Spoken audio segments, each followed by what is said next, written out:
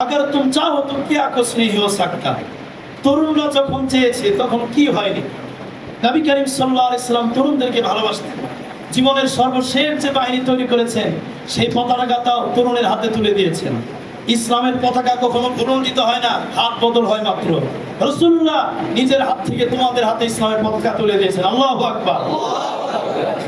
সুতরাং তরুণেরা, তোমরা 1952 সালে রক্ত দিয়েছো, 1969 রক্ত দিয়েছো, 1971 এক সাগর রক্ত দিয়ে স্বাধীনতার পতাকায় লাল সবুজের রং মেখেছো, 2024 রক্ত দিয়ে দীর্ঘ শাসন শোষণ জুলুমের অবসান ঘটিয়েছো। তোমাদের কাছে একটা রিকোয়েস্ট, তোমরা কি আরেকবার রক্ত দিয়ে সকল জাতীয়তাবাদীর উপরে ইসলামের পতাকাকে উড়াতে পারবে? তোমরা ইনশাআল্লাহ। সেই খেলাফা, সেই বিপ্লব যদি ঘটাতে হয় তাহলে বিক্ষোভ মিছিলে নয়, বদর থেকে বালাকোটের রক্ত ঝরা ময়দানের পদ্ধতিতে কায়েম করতে হবে। রাজি আছো তোমরা?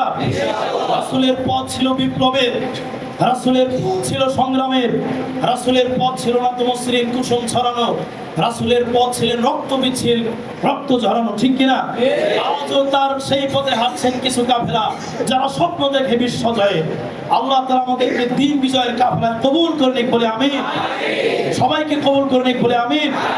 আল্লাহ তাআলা আমাদেরকে দ্বীনের মুবাল্লিগ মুজাহিদ হিসাবে কবুল করুক, সবাই বলে আমিন। প্রিয় ভাই সব, আমি একটি কথা বলে শেষ করে দিচ্ছি। আপনারা কি বিরক্ত হচ্ছেন?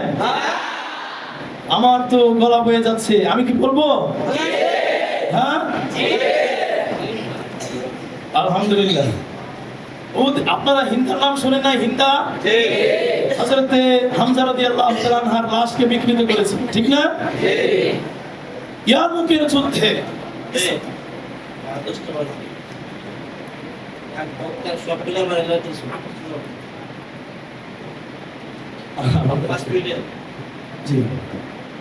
ইয়ারমুকের যুদ্ধে যখন সাহাবায়ে কেরাম দীর্ঘ 9 দিন যুদ্ধের পর 2 লক্ষ রোমান সৈন্যদের সাথে যুদ্ধ করতে গিয়ে যখন কিছু সাহাবী পালাচ্ছিলেন, হযরতে হিন্দা সেই সময় মুসলমান, তিনি তাঁবু থেকে বেরিয়ে তিনি জবাব গম্ভীর কণ্ঠে বলতে লাগলেন, হে সাহাবীরা, তোমরা যদি যুদ্ধের ময়দান থেকে পালাতেই হয় তাহলে যুদ্ধ করতে কেন এসেছিলে?